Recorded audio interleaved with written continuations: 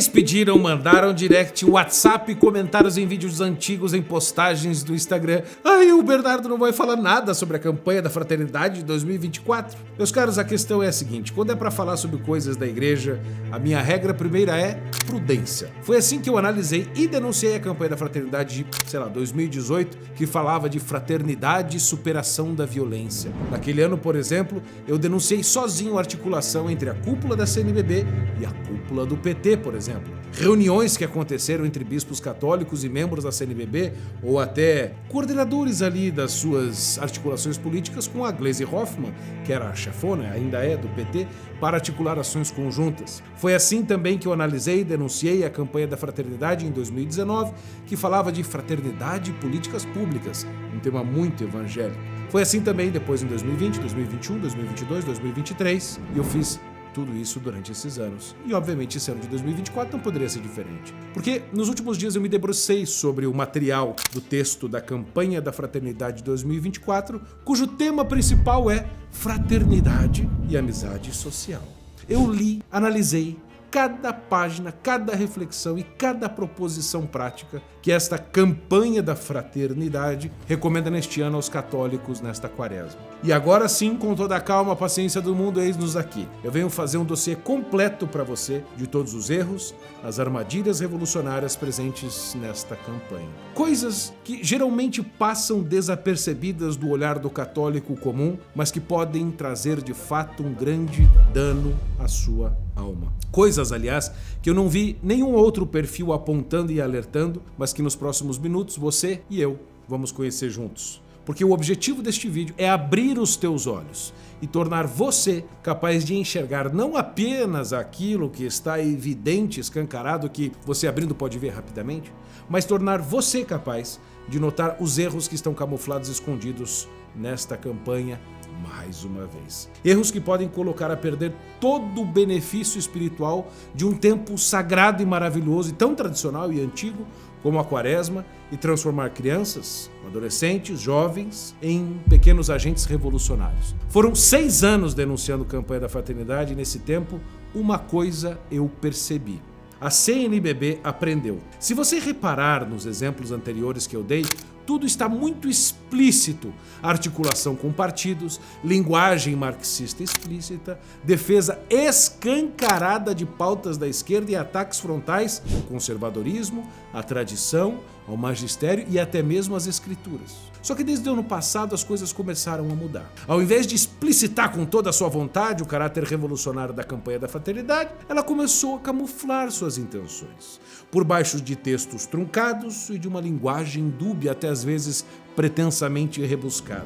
Essa estratégia de camuflar as intenções torna a ação deles ainda mais perigosa. Pois, se antes um católico comum qualquer era capaz de perceber o teor revolucionário do texto, comunista, basicamente, agora isso não é tão mais fácil de fazer. E esta é justamente uma das principais armas da teologia da libertação, que é este movimento revolucionário comunista infiltrado na Igreja Católica e que há mais de 60 anos dá as cartas na Igreja aqui na América Latina. E é por isso que não basta você pegar e ler o texto oficial da campanha da fraternidade deste ano. É necessário ir nas entrelinhas, nas brechas e cavar as intenções por detrás do texto e as consequências deste conjunto de ideias que podem ter na sua vida, ou enfim, na vida da igreja brasileira. É preciso passar daquela leitura superficial e dinâmica rápida que muitas pessoas fazem para uma análise cuidadosa e profunda, comprometida, não apenas em falar o que todo mundo já sabe. Ou seja, que a CNBB está promovendo a teologia da libertação, meu Deus, todo mundo sabe. Só que mostrar para onde, ou melhor, para aonde a CNBB quer levar as pessoas. Muitas vezes sem que elas saibam para onde estão sendo conduzidas. E é isto que nós vamos fazer a partir de agora, porque o assunto deste vídeo é sério, não é brincadeira.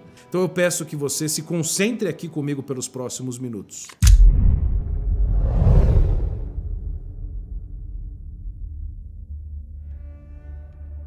Pedir que você curta este vídeo, verifique se você está inscrito aqui no nosso canal e assine lá o sininho para você receber as nossas notificações.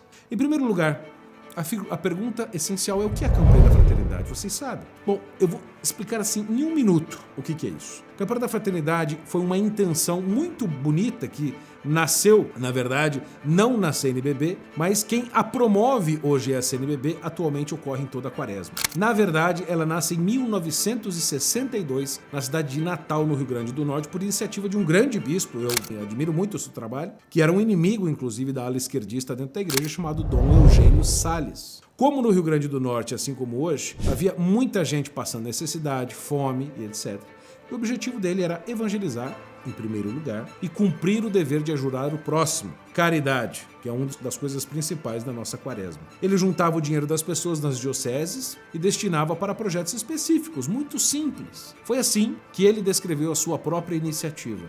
Entre nós, disse Dom Eugênio Salles, iniciamos essa campanha que encontrou muita receptividade em nossas comunidades paroquiais, porque ela é feita neste tempo para significar o sacrifício de toda a comunidade diocesana na Quaresma em favor de seus irmãos. Ou seja, a primeira campanha da fraternidade era para aprofundar o sacrifício que todo católico deve viver na Quaresma.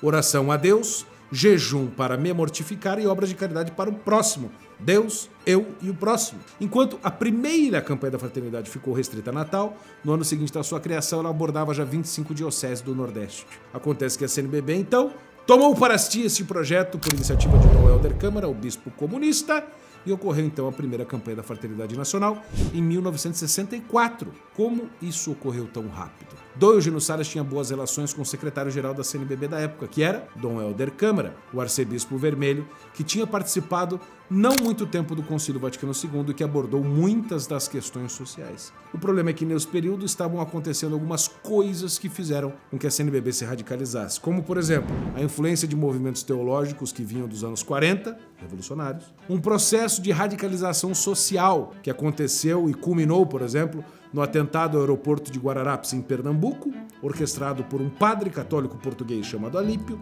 Terceiro, o fortalecimento da esquerda no país em meio ao regime militar, da parte intelectual. Tanto é assim que no final do Concílio Vaticano II, onde muitos bispos estiveram presentes, cerca de 500 deles fizeram o Pacto das Catacumbas para pegar o Concílio Vaticano II e dar um olhar a ele revolucionário. Com isso, nós conseguimos perceber que no início já da campanha da fraternidade, ela trazia temas até interessantes, como Igreja em Renovação. Lembre-se, você é também igreja, em 64. Sim, nós somos uma igreja que se renova e que não se revoluciona. Só que então, o tema de 69 foi Fraternidade para o Outro, o Próximo é Você, que trazia muito bem a parábola do bom samaritano, mas nos anos 70, quando começa a teologia da libertação, que é o braço comunista na igreja, eles começaram então a influenciar o ambiente católico. Igrejas, seminários, conventos, escolas, centros de estudos bíblicos, comunidades eclesiais de base, enfim, tudo aquilo que você já sabe. Quando chega a 73, a gente teve a campanha da fraternidade radical mesmo. Fraternidade e libertação, egoísmo escraviza, o amor liberta. Completamente diferente do início. Antes havia uma aproximação, com eles começou a divisão. Percebe o teor? Ou seja, isso é típico de luta de classes, nós contra eles. Em 79 o tema era Por um mundo mais humano, preserve o que é de todos. Em 82, educação e fraternidade, a verdade vos libertará. E assim foi a CNBB lentamente tornando o que é hoje a campanha da fraternidade, cheia de escândalos e coisas, podemos dizer até, anticatólicas. Todo domingo de Ramos, a campanha da fraternidade realiza a sua coleta da fraternidade. Isso significa que 40% do valor doado como oferta no domingo de Ramos vai para a CNBB e ela distribui aquele montante entre instituições de caridade, certo? Errado.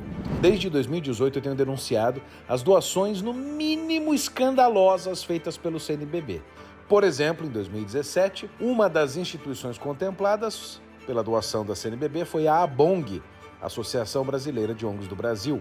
Eu mostrei para vocês aqui que essa ONG defendia, entre outras coisas, a legalização do aborto, união homoafetiva, reforma agrária, liberdade afetiva e sexual para todas as pessoas. E você acha justo a CNBB destinar o seu dinheiro de doação para uma instituição que defende pautas contrárias à Igreja Católica? No mesmo ano de 2017 também, eles realizaram uma doação para o fundo do Grupo Esquel do Brasil, que é administrada por ninguém menos do que o MST. Também doam com frequência para o Caritas. E você sabe quem são os parceiros do Caritas? A CUT, o MST, a Fundação Adveniat dos Bispos Alemães, o CONIC que não estão, vamos dizer, em plena comunhão com a igreja, Fundação Ford, que financia aborto no mundo inteiro. Isso não é de hoje. Há 10 anos, em 2013, a CNBB, através da campanha da fraternidade, já fazia doações para Sindicato dos Trabalhadores Rurais da Jordânia, Minas Gerais, R$10 mil, por exemplo, para a Associação Grito dos Excluídos, tudo comunista, R$10 mil, e novamente para o Grupo Esquel, administrado pelo MST, R$50 mil. Seu dinheiro foi para lá. Você sabia, fiel? Mas Bernardo, eu quero saber da campanha da Fraternidade 2024. Me explica. Bom, vamos explicar.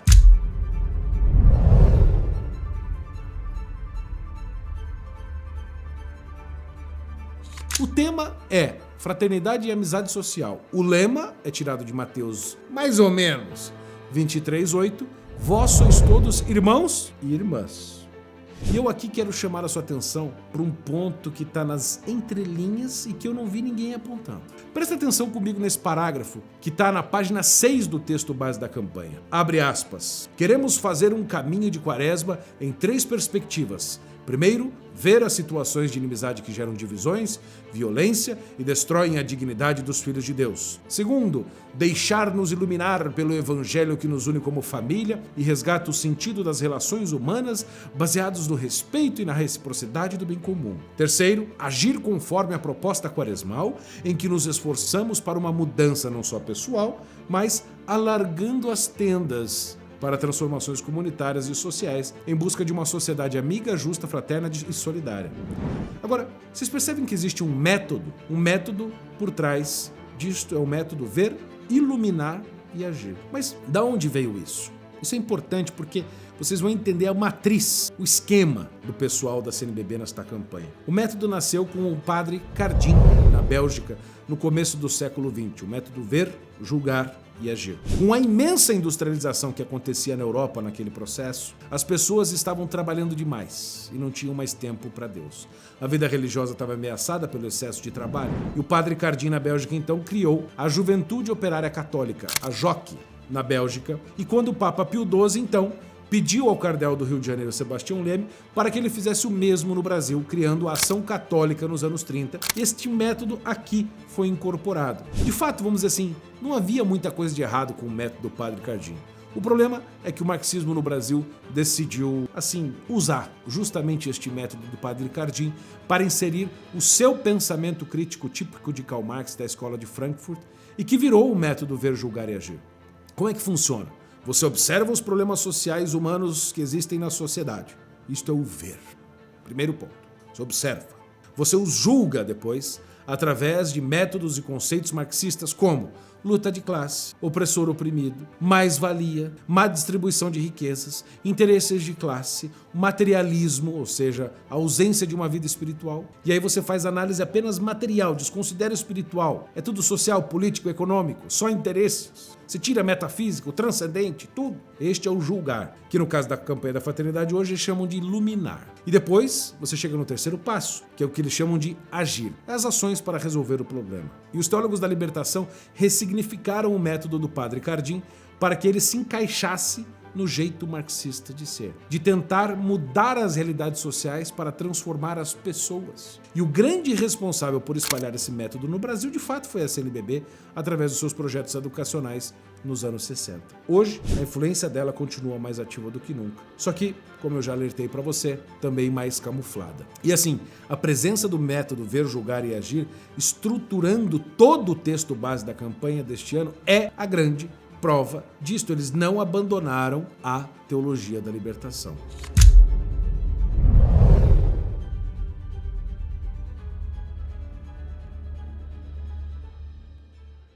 Vamos falar de fato sobre a campanha. Quais os seus problemas reais? Porque eu vou dizer para vocês uma coisa. Primeira nota que vocês têm que perceber quando tentarem ler este texto. É um texto, documento confuso e dúbio. Todo texto é dúbio e pode ser interpretado para o bem ou para o mal. Fica a critério de quem lê ou de quem ensina. Por exemplo, Eles não sabem, no documento está claro, e até meus seguidores que tentaram ler vieram me falar isso. Eles não sabem o que é amizade social. Eles causam uma confusão sobre o conceito de irmãos, insinuando, sei lá, de que todos estão salvos e coisas do tipo. E assim, vamos focar agora e explicar ponto a ponto os erros e os problemas que esta campanha pode ocasionar.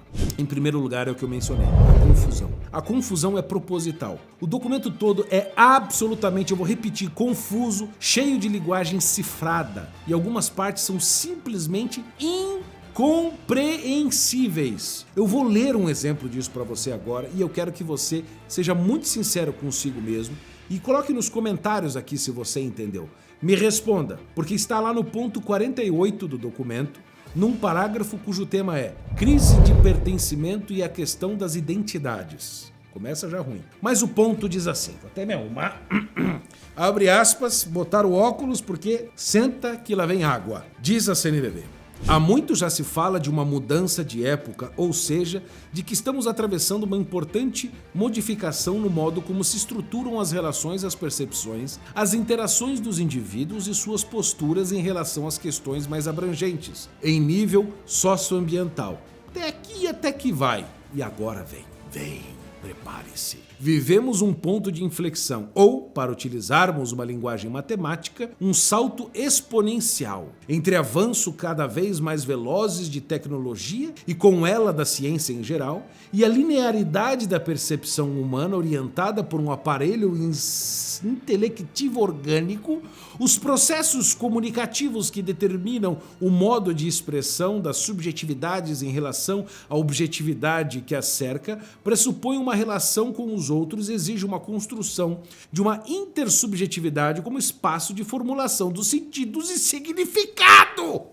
Mas, gente, esse texto não é acessível para ninguém. Nem quem escreveu sabe o que está sendo dito. Cada um vai compreender de um jeito, ou todos não vão compreender. Parece um enigma da esfinge, decifra-me ou devoro-te. Será que, no final das contas, não é só burrice? É uma pergunta. Porque os termos utilizados são todos abertos, não tem significado, estrutura, linearidade, premissa, argumentação, conclusão. Não, isso dá margem para manipulação ideológica. Isso é importante. Porque eles dizem que uma das causas da inimizade é a indiferença. Isso está lá no documento. Só que assim, de que maneira a amizade social pode ser promovida com uma linguagem tão confusa, hermética e cifrada? Imagina isso sendo explicado para as pessoas simples de todos os lugares do Brasil, um texto deste, mal escrito, péssimo e vergonhoso. Olha, gente, bispos referendando um texto deste. Nós tínhamos a clareza de Santo Tomás, ou de um padre Júlio Lombaerdi, que eram padres que escreviam muito bem. Meu Deus, José de Anchieta, os príncipes da língua, para terminar uma mixórdia desta. Ou seja, este não é o único exemplo, este que é o problema. Há centenas de outros termos estranhos, revolucionários enviesados ao longo do texto. Como, por exemplo, imagina, gente, a pessoa simples, de paróquia, que está ali para viver o espírito quaresmal, ouvindo modelo socioeconômico liberal. Aí você acha que uma pessoa comum sabe o que é isso? Alterofobia, um termo jogado no texto, mal explicado. E vida que segue. Aldeia global. Também é usado assim, jogado. Ou seja, isso é propósito, obviamente. Porque o termo é queridinho, sabe de quem? Do globalismo. Marshall McLuhan. Depois vocês procuram. O termo diversidade é usado 1000 vezes e ninguém explica. É um termo aberto e que pode e certamente dará ensejo à ideologia de gênero. E ainda assim, é dito no documento que os catequistas, catecúmenos, devem ser treinados para combater o discurso de ódio. Mas adivinha? O termo discurso de ódio não é explicado, CNBB. Mais uma vez, se o documento não especifica o termo, alguém precisa explicá-lo. O ponto crucial, meus caros, da campanha da Fraternidade de 2024 é a apresentação vaga, confusa e a falta de explicação no texto. É escrito por pessoa que não sabe escrever. O texto é dúbio, é absolutamente dúbio e pode ser interpretado para o bem ou para o mal, fica a critério de quem lê, de quem explica nas rodas de discussão que a CNBB propõe que aconteçam em todas as paróquias do Brasil. Só que por que eles fazem isso? Você deve estar se perguntando. Mas por que a CNBB, pessoas que estudam em Roma, que tem tanta, vão escrever um texto desse? Olha, primeiro é o seguinte, como eu já te mostrei no início desse vídeo, a pressão dos últimos anos contra essas pataquadas da CNBB foi tão forte que eles já não têm mais liberdade para serem explícitos nas suas intenções. A segunda coisa é porque a linguagem dúbia, confusa, é uma técnica. Uma técnica que, inclusive, foi mais ou menos criada, vamos dizer assim, pelo Jacques Derrida, no seu livro Gramatologia e Dialética do Discurso. Porque o que é essa técnica, com esse nome bonito, Dialética do Discurso? Consiste em fazer o seguinte: você faz uma oposição, um jogo com um determinado termo até quebrar por completo o seu sentido. Aí você cria um novo sentido para aquela palavra, para aquele termo, para aquela expressão, e eles vão fazendo com o conceito de amizade, fraternidade, igreja. E tudo isso vai sendo ressignificado ao longo desse texto e eu vou te mostrar. Eu vou mostrar, tá? Para vocês como funciona isso, esse jogo de palavras para mudar o seu sentido. E qual é o objetivo deles com esse documento? O objetivo, basicamente, na minha percepção, de quem acompanha esse tema já há algum tempo, é diluir a identidade do católico. Isto é essencial.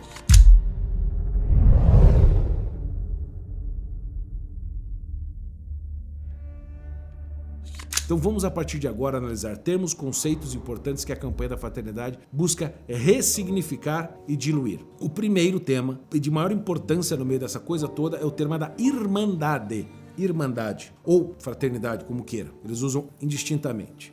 O ponto 93 do documento, do texto base, trata este conceito de irmandade da seguinte maneira: só é possível construir um mundo justo, igual como é o reino de Deus, olha que mal escrito, né? Se todas as pessoas envolvidas se sentirem irmãs umas das outras e viverem como tal, reconhecendo Jesus como único mestre e o seu evangelho como único ensinamento que humaniza e faz viver. Ah, você deve estar lendo, nossa, até que não está errado. Não, está muito errado. Está tudo errado. Primeiro, vocês acreditam que é possível construir um mundo justo e igual? Isto é uma mentira. O homem não tem o poder de construir o paraíso na terra, meu Deus do céu. Isso já foi dito. O meu reino não é deste mundo. Aí depois, eles dizem que vai acontecer isto, o reino de Deus aqui na terra, se as pessoas, é condicional, se as pessoas se sentirem e viverem como irmãs. E pior, basta que as pessoas só reconheçam Jesus como um mestre, ou seja, como um bom professor, como alguém a ser seguido, e o seu evangelho, ou seja, os escritos evangelhos, como um ensinamento que nos faz mais humanos e viver melhor. Ou seja, reconhecer Jesus como mestre, meu querido, o budista reconhece, o umbandista reconhece, os maçons do reconhecem, os hindus reconhecem, até ateu reconhece, meu querido. E o seu evangelho como ensinamento também. Agora, Jesus e o seu evangelho não estão aí, meus queridos, olha, assim, é duro ter que explicar isso, mas não estão aí para nos humanizar e fazer viver. Não, meu querido, Jesus veio para salvar e santificar as pessoas. A irmandade que a CNBB está querendo se basear é num sentimento e reconhecimento de Jesus como mestre, apenas. E não na certeza da fé transmitida e anunciada pela Igreja Católica de que nós somos irmãos condicional, somos filhos de Deus Pai por adoção por meio do precioso sangue de Cristo. Todo este trecho, toda esta iniciativa, toda esta campanha da fraternidade incorre num erro grosseiro de premissa, ou seja, de uma coisa que eles tomam como verdade no começo, que é a seguinte: a deturpação do conceito de irmandade. Eu não sei se é erro intencional, se é burrice ou o que é. Deus sabe, mas está errado. E isso é tão óbvio que parece que a CNBB não leu o primeiro, não é nem o segundo, o primeiro parágrafo do Catecismo da Igreja Católica que ela mesma publicou. No parágrafo 1 do Catecismo diz assim: Deus convoca todos os homens dispersos pelo pecado para a unidade de sua família, a Igreja, e faz isso por meio do seu Filho, que enviou como Redentor e Salvador, não como Libertador. Quando os tempos se cumpriram em Cristo e por Cristo, chama os homens a se tornarem no Espírito Santo filhos adotivos e, portanto, herdeiros de sua vida bem-aventurada. Portanto, quem não nasceu de novo em Cristo não é filho de Deus. Só é irmão quem está inserido na Santa Madre Igreja Católica Apostólica Romana. Quem é batizado e vive na fé da Igreja. É simples assim. Os cristãos há uns 50, 60 anos, todo mundo sabia isso. E as outras pessoas que não são católicas, não são parte da Igreja, não são batizadas? Bom, são criaturas de Deus, que carecem de conversão, mas não são nossos irmãos. Todo filho de Deus é criatura de Deus, mas nem toda criatura é filho de Deus. O ponto 24 só é mais um exemplo dentre tantos outros nesse sentido, que diz, abre aspas, nossa fé nos recorda de que somos todos irmãos e irmãs, possuidores da mesma dignidade, o que nos dá uma igualdade fundamental, uma vez que, dotados de alma racional e criados à imagem de Deus, todos temos a mesma natureza e origem, e remidos por Cristo, todos temos a mesma vocação e destino. Viemos da Trindade e a ela voltaremos. Epa, chama o VAR. Eu vou te mostrar aqui nas entrelinhas aqui um pequeno ponto que ninguém percebeu mais uma vez. Ele começa o texto utilizando um conceito universal de irmandade. Todos somos seres humanos, independente da religião, são irmãos, irmãs. O que já vimos, obviamente, que não é verdade. Num segundo momento, ele traz a situação da Constituição Pastoral do Concílio Vaticano II, Gaudium et Spes, que está certa no que diz. Nós, criaturas, temos a mesma origem e natureza. Perfeito. Agora, o texto faz uma condicional. Ele diz, se remidos por Cristo, ou quando remido por Cristo, só aí temos a mesma vocação e destino. Vocação à santidade e o destino como céu em comunhão com Deus, na visão beatífica. E é aqui que vem um detalhe importante. A CNBB, nessa campanha da fraternidade, nesse texto que eu acabei de citar do ponto 24, tirou uma palavra muito importante deste texto da Gaudium et Spes, do Concílio Vaticano II.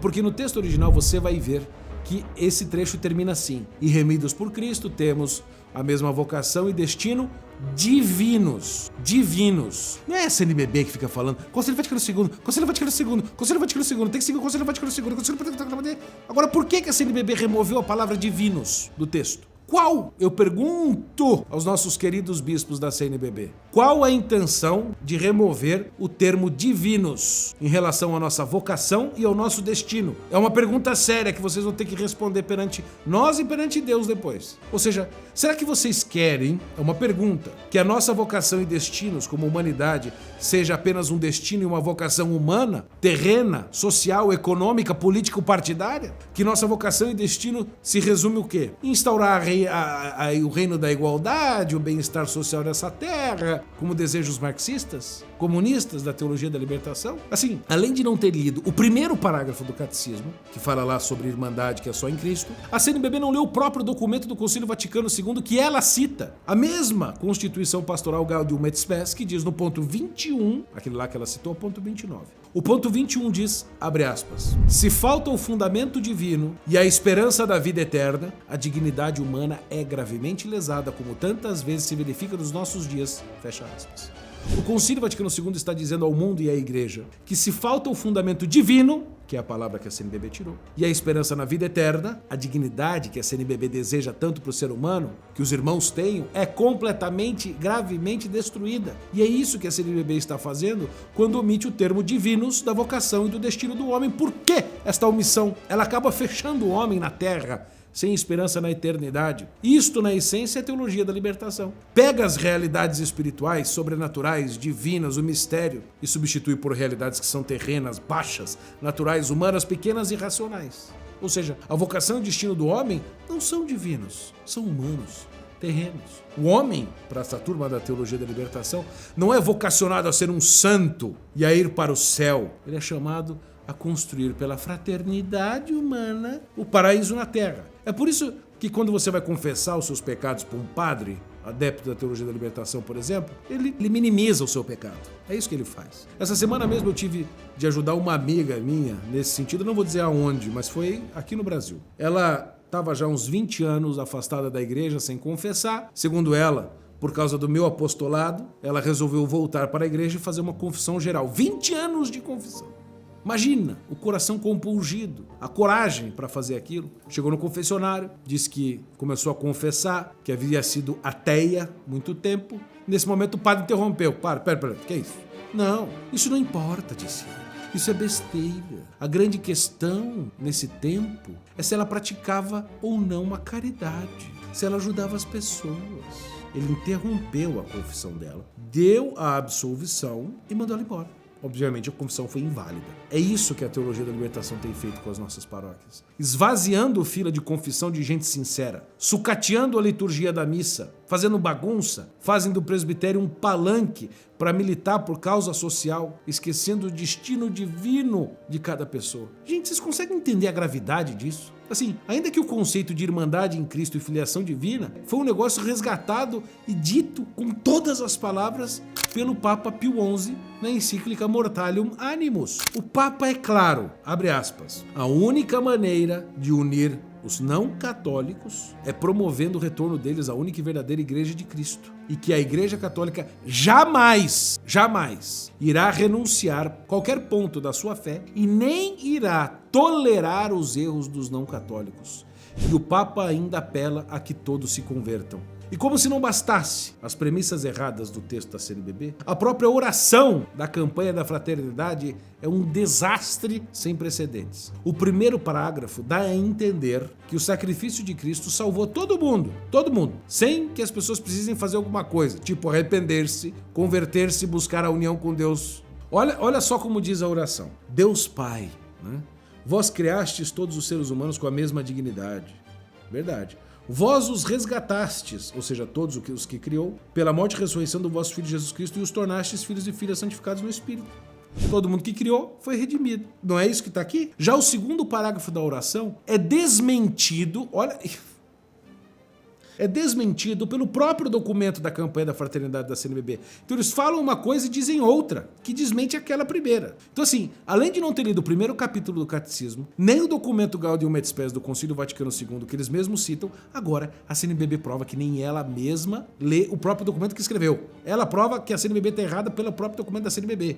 Olha, o texto da oração pede a Deus Pai que nos ajude a viver a beleza da fraternidade humana e aberta a todos, para além dos nossos gostos, afetos e preferências. Fecha aspas. O problema é que se você pega o texto base da CNBB, 5 folhas depois, eles citam grandes filósofos e pensadores da antiguidade grega, como Homero, por exemplo, que dizia, e está lá no documento, que toda relação humana possui um vínculo de eleição, ou seja, de escolha, e afeições recíprocas, ou seja, os mesmos gostos. Ou seja, a amizade é justamente o contrário do que quer a CNBB. A CNBB quer que nós abandonemos os nossos gostos, afetos e preferências, como pede lá na oração. E aí, eles citam também Santo Tomás de Aquino, no trecho do seu documento, que dizia, segundo também Aristóteles, que a amizade é amar as mesmas coisas e rejeitar as mesmas coisas. A frase exata de Santo Tomás de Aquino está na sua Suma Teológica, segunda, questão 104, artigo 3, solução, que diz assim, é no final da solução, abre aspas. Da mesma maneira de São Tomás, que o pecado consiste em nos apegarmos aos bens desta vida,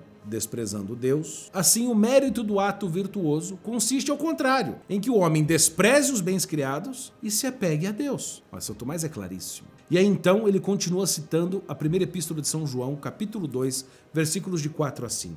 Abre aspas, o apóstolo. Aquele que diz que conhece a Deus e não guarda os seus mandamentos é um mentiroso, e nele não há verdade. Mas se alguém guarda a sua palavra, é nele verdadeiramente perfeito o amor, fecha aspas. Então São Tomás faz sua grande frase, popularizada pelo nosso querido professor e filósofo Olavo de Carvalho, sobre o que é a amizade. E ele diz em latim, et occo ideo est quia amicitia facit, idem vele et ide nole.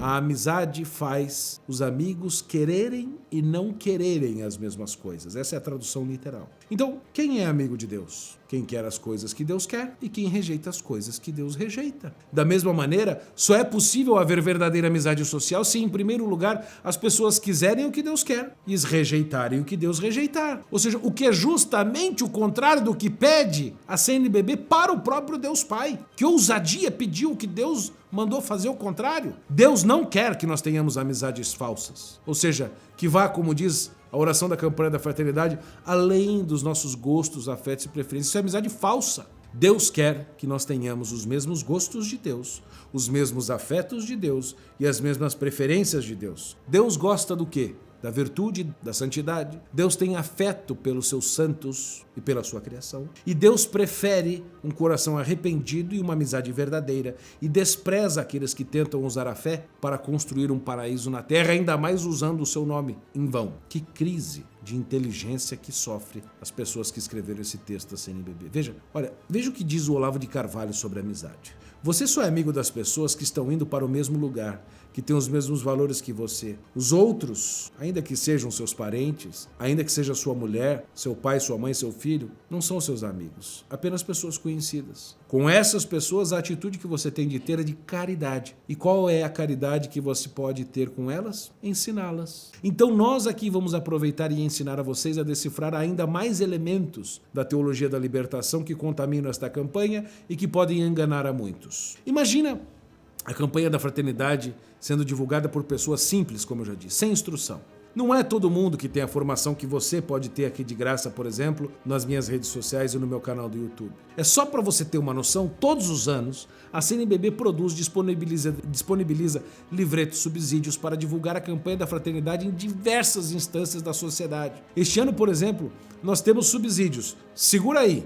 Campanha da fraternidade na universidade, na Amazônia, no Retiro Popular Quaresmal, para os jovens, para a catequese de adolescentes, na família, na escola, no ensino fundamental, na adoração eucarística, no ensino médio e nos círculos bíblicos. Tem tudo material para isso. Ou seja, nosso objetivo aqui, gente, é salvar as pessoas confusas, fazê-las enxergar o perigo que estão incorrendo e mostrar como a teologia da libertação está imbricada, grudada na campanha da fraternidade. Por exemplo, a própria oração da campanha da fraternidade ainda, em outros termos, seguintes, continua dizendo: inspirai-nos a um renovado compromisso batismal com a construção de um mundo novo. Mundo novo? Que mundo novo é esse? Não tem essa de mundo novo, meu filho. Mundo novo é depois do juízo final. Até lá é esse mundão velho. Proposta de mundo novo quem faz é Marx. Não é isso?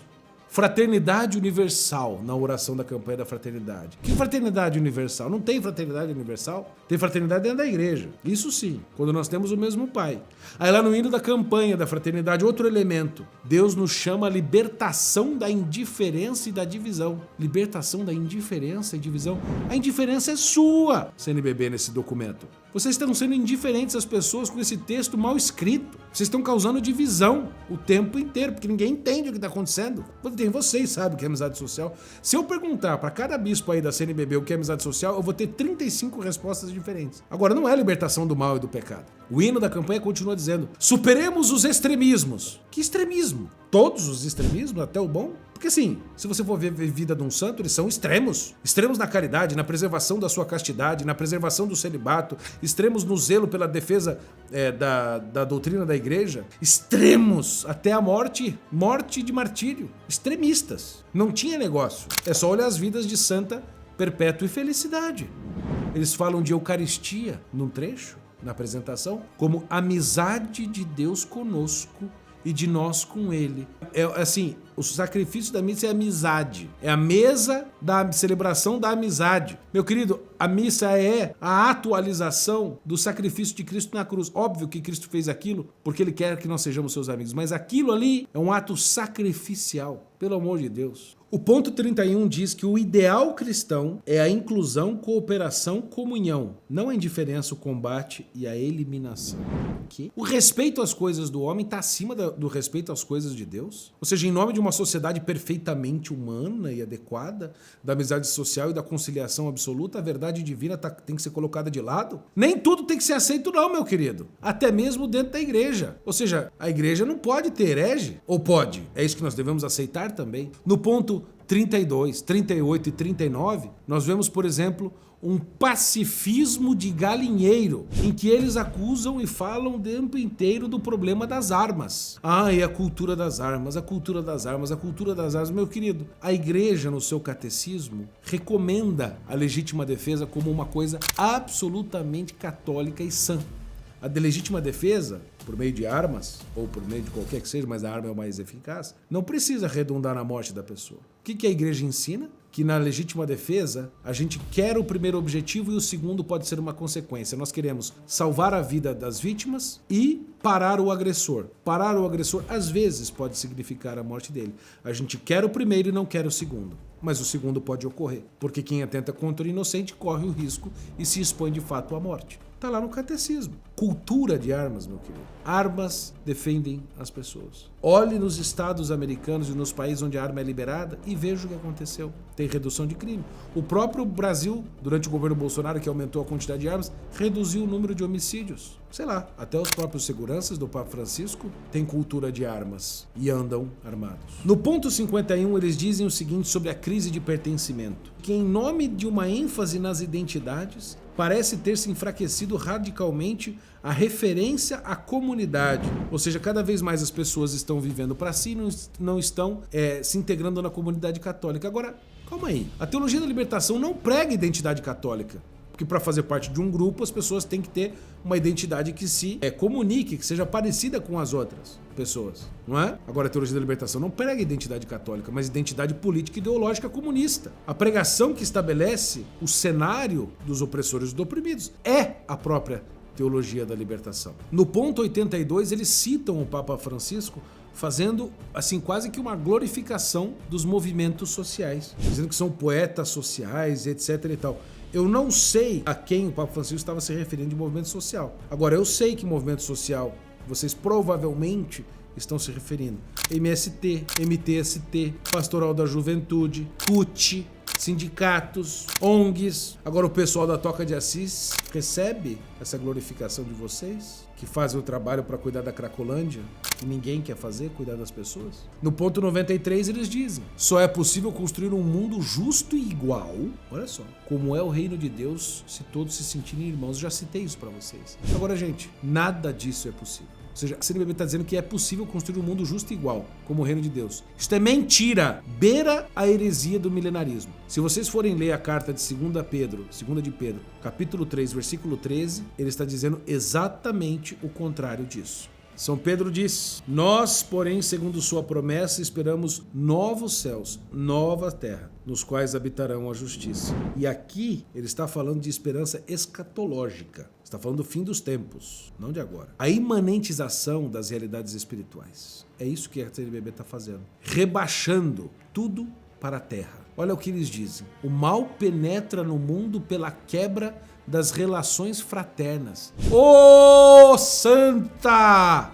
Meu Deus! O mal penetrou no mundo pela quebra das relações fraternas? Não, pô! O mal penetrou no mundo por aquele que primeiro pecou, que foi Satanás. Satanás enganou Eva e Adão caiu por sua própria decisão, como explica São Paulo. O pecado entrou no mundo por meio de Satanás, depois por um só homem, como diz também São Paulo. Entrou pela soberba, como diz Santo Agostinho, ou pelo orgulho, ou pela inveja, por um pecado, mas não pela quebra das relações fraternas. Isto é reduzir a boa teologia à sociologia de galinheiro. Isto é verdade. É isso que está se fazendo. Agora, a coisa piora. Parece que não dá para piorar. Aí nós chegamos no ponto do agir. Vamos agir agora, vamos fazer. O que a CNBB propõe que você faça? Então vamos agora olhar juntos. O que a CNBB quer que você faça? No ponto 128A, o que eles pedem? Doe para a campanha da fraternidade. Ou seja, financie o projeto da teologia da libertação da CNBB. Porque assim, veja, o que acontece? Todo domingo de Ramos, a CNBB, todo o dinheiro que é coletado naquele domingo de Ramos é o seguinte: 60% fica na sua diocese, vai pro seu bispo, não sei se é comunista ou não, e 40% vai pra CNBB. Fazer o quê? Sei lá o quê. Sabe por quê? Porque a CNBB não tem uma prestação de contas a contento. Ela diz para quais projetos foram, mas ela não diz se aquele projeto está cumprindo o que foi prometido. Tem vários projetos que a gente não consegue achar na internet, não sabem o que fazem. E depois, o próprio dinheiro que fica com a CNBB, eu não sei se eles usam tudo, eles não dizem quanto que eles ganham, eu não sei quanto que a CNBB arrecada por ano, não sei com que eles gastam, enfim. Transparência. No ponto 128H, o que você precisa? Formar-se para a diversidade, diferente e contraditório. O que é isso? O que é formar-se para a diversidade? É para o LGBTQIAPN+? Para a ideologia de gênero? Práticas sexuais variadas? Contrárias ao ensino da doutrina? O que é isso? Eu não sei. Tô perguntando. Formar-se ao contraditório? Uma coisa é estudar e considerar o contraditório, mas formar-se no contraditório? Ponto 129J. Praticar o diálogo ecumênico e diálogo interreligioso como, olha só, remédios para a intolerância religiosa. Então, você católico que está querendo evangelizar as pessoas, você está sendo intolerante. Você precisa aprender sobre hinduísmo, budismo, espiritismo, umbandismo, candomblecismo, sei lá o que, islamismo, judaísmo, zoroastrismo, shintoísmo. Você precisa aprender para você parar de ser intolerante, porque nós temos que tolerar.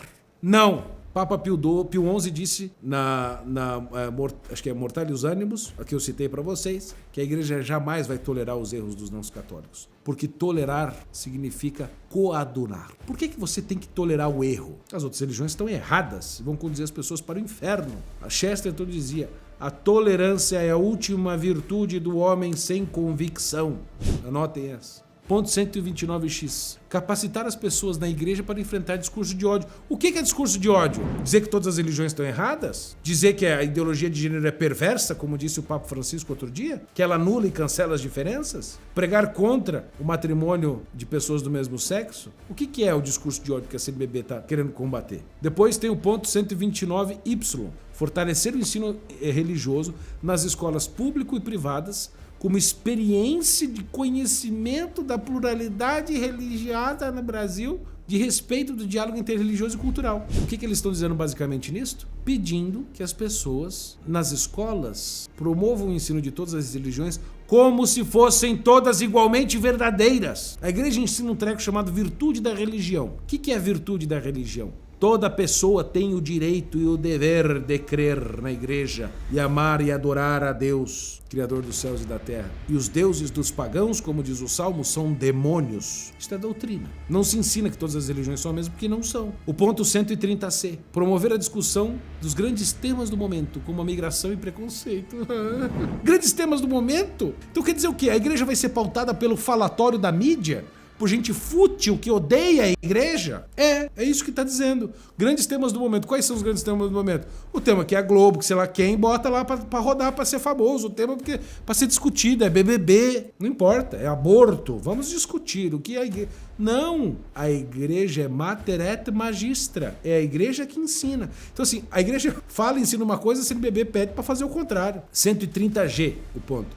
Promover a democracia e a paz. Olha que lindo. Participando de organismos locais e nacionais de direitos humanos. Não sei o que é isso. Buscando uma integração maior com os movimentos que estão lutando para construir um novo mundo possível. Nossa! Então você tem que entrar amanhã pro PSOL, amanhã no PT, amanhã na CUT, na ONG, lá numa associação trans, na WWF, para você ajudar a construir a democracia. Tem que ir lá ajudar o STF para construir um novo mundo possível. Lindo, né? Ponto 130H. Apoiar instituições públicas de denúncia de crimes de ódio. Não existe crime de ódio, tá? No Código Penal. Eles nem definem o que é. Intolerância que circulam pelos países e pelos oceanos. Você tem os crimes, como é que é, de ódio e intolerância que circulam pelos oceanos. Eu sei o que é isso. Sabe o que é isso? Foi o Bolsonaro importunando aquela baleia com o jet ski dele. É um crime de intolerância que circula pelo oceano. Crime que circula pelo oceano? Ó, gente, eu não sei, tá? Mas assim, tá terrível.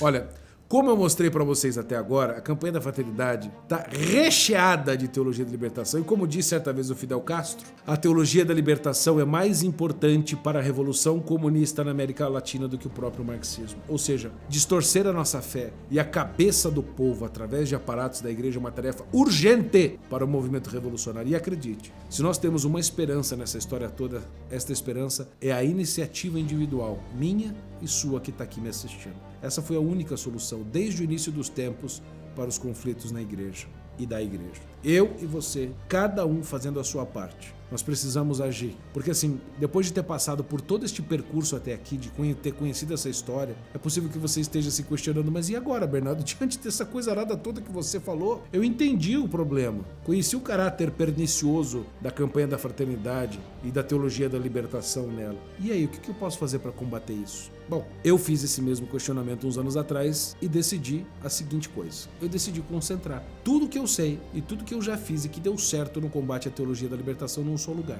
E a este lugar eu dei o nome de Formação O Bom Combate. E que raios é o Bom Combate? Ela é uma formação, ou melhor, a melhor formação que existe de combate à teologia da libertação, que já foi feita e conta com mais de 6.000 alunos. Ela é composta por 3 pilares: formação, comunidade e encontros ao vivo. Nas formações comigo, e que é este primeiro pilar do Bom Combate, você vai ter uma plataforma com mais de 50 aulas de instrução intelectual, histórica e tática sobre a igreja e sobre a teologia da libertação. Acreditem, é a questão extremamente necessária para alguém que se diga católico, essa formação. São noções muito importantes aos membros da igreja que enfrentam esses tempos difíceis como nós estamos enfrentando.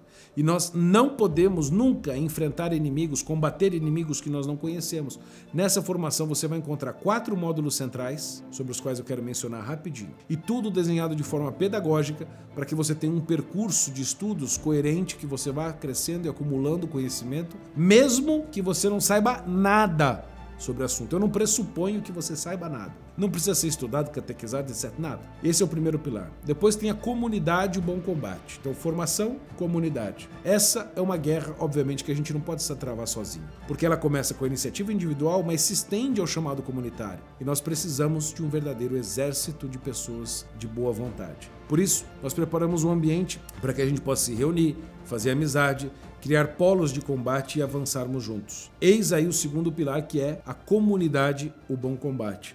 Uma central de apoio no combate prático à teologia da libertação. Porque a comunidade é um lugar onde os alunos têm uma interação mais próxima uns dos outros, tiram dúvidas, conhecem pessoas com a mesma fé do mesmo lugar que elas estão e organizam ações estratégicas em conjunto. É um ambiente em que você vai se conectar com as pessoas que estão próximas e que têm os mesmos princípios que você. Grupos locais de estudo, atuação, para se engajar nas ações contra a teologia da libertação e iniciar práticas em apoio à Igreja Católica. Então, formação, comunidade e encontros ao vivo é o terceiro pilar. Porque assim, para ficarmos ainda mais próximos uns dos outros enquanto comunidade, a gente tem esse terceiro pilar, que é o do encontro mensal ao vivo comigo. Então são 12 encontros por ano, um por mês, online, ao vivo comigo na plataforma. É o momento para a gente fortalecer a comunidade, estruturar eventualmente práticas em conjunto e tirar dúvidas de vocês. Porque esses 3 pilares do projeto, a nossa formação, a comunidade, as aulas ao vivo, é o que estruturam e que vão ajudar a gente a combater a teologia da libertação. E como eu já falei ainda no nosso primeiro pilar, que é a nossa formação, de 4 módulos, são mais de 50 aulas. Eu só quero dar uma olhada rápida com vocês em cada uma desses módulos, só para você ter uma noção de como a coisa é séria no nível mesmo de pós-graduação. Tem muito mais de 150 obras citadas nas nossas aulas. No módulo 1, você vai ver a raiz da teologia da libertação, a sua raiz marxista, a sua relação com o pensamento de esquerda, as suas influências heréticas antigas, como por exemplo no arianismo, porque é preciso passar por isso para entender a estratégia deles de uso da religião em prol da Revolução Comunista. Só que, como eu já disse, o Bom Combate é a plataforma prática. E aqui você vai aprender, por exemplo, no primeiro módulo, a perceber, a identificar influências da teologia da libertação dentro da sua paróquia. Vai entender também os limites da atuação de leigo, ou seja, até onde o leigo pode ir na batalha, e as regras para combater de maneira lícita estes inimigos dentro da Igreja Católica. E assim, eu digo com bastante segurança para vocês. Só com o módulo 1, você já vai se tornar um católico muito acima da média e mais preparado para este combate do que a maioria dos católicos. Porque entender as raízes do movimento e os critérios para identificar na prática já é metade do caminho andado. Módulo 2, a gente fala sobre KGB e intelectuais, sobre infiltração política e cultural. O intuito aqui é transmitir um preparo, vamos dizer, histórico para você, que você vai ter acesso a teses, as principais teses sobre a origem da teologia da libertação, e ainda encontrar uma aula chamada Acúmulo de Forças, em que eu apresento a minha tese sobre a origem da teologia da libertação. Eu vou te apresentar também provas inéditas da infiltração da KGB, o Serviço Soviético Secreto, na Igreja Católica. A gente vai falar de penetração de agentes soviéticos nos seminários e coisas do tipo. São fatos que são escondidos de nós, não se fala disso, que a maioria dos católicos simplesmente não sabe, mas que nós precisamos saber para entender a gravidade do problema. No terceiro módulo, chamado Pacto das Catacumbas, a gente vai ver,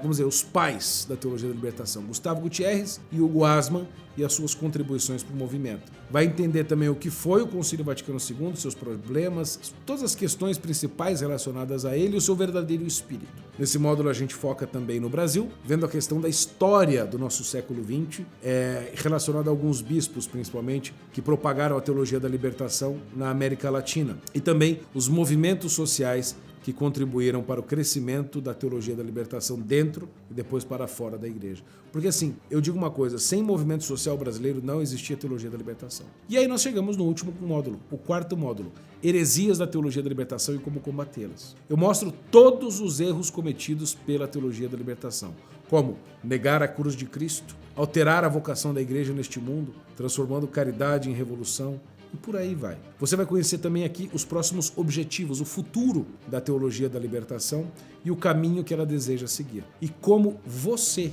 deve se preparar para este momento em que a teologia da libertação for tomando outras formas. Com este preparo dos 4 módulos, a gente vai ter já formado um exército de católicos intelectualmente prontos para esta luta. São 4 módulos completíssimos em que eu levei cerca de uma década de estudo para produzir isso que você simplesmente não vai encontrar em nenhum outro lugar no mundo. Só que não acaba por aqui, porque ainda a gente tem um bônus nessa formação que é maravilhoso. Um bônus que se chama Como Salvar a Sua Paróquia. Este módulo é muito importante, porque ele serve para você ser capaz de desmascarar o inimigo, conhecer a estrutura da igreja, entender os pressupostos católicos para agir, aprender táticas de combate baseadas em estratégias de resistência política, adequadas, obviamente, à realidade da igreja. E além disso, tem aulões avulsos para você acessar, como o combate de Bento XVI contra a teologia da libertação e várias outras aulas que você pode poder acessar neste conjunto. O valor oficial para você agora fazer parte do Bom Combate é de 12 vezes de R$ 69,00 ou R$ 898,00 à vista. Só que por ocasião da campanha da fraternidade, nós decidimos fazer apenas por um período uma condição especial para você. Apenas nos próximos dias você poderá fazer parte dessa iniciativa por 12 vezes de R$ 49,00 ou R$ 588,00 à vista. O link para você fazer a sua inscrição está aqui embaixo na descrição deste vídeo. Lembre-se que a omissão dos bons é o triunfo dos maus. Muito obrigado e até o próximo vídeo.